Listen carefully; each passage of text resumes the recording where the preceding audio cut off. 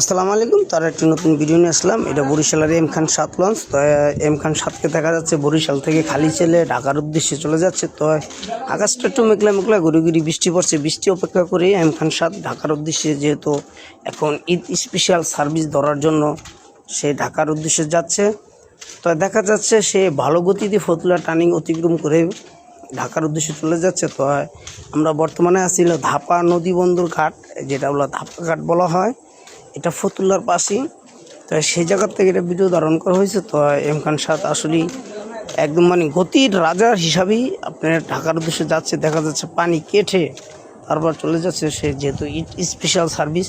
আসলে এম খান লঞ্চটা দেখতেও খুব সুন্দরই, একদম বলতে গেলে এটা একটা বরিশালের টাইটানিকই বলা যায়। তো টাইটানিকের মতনই সে রাজীব ভাব নিয়ে চলাফেরা করে এম খান 7। তো এম খান গ্রুপের লঞ্চ একটাই বরিশাল রুটে চলাচল করে। তো সেটাই আপনাদের দেখাচ্ছি। দুর্দান্ত গতি নিয়ে সে চলে যাচ্ছে।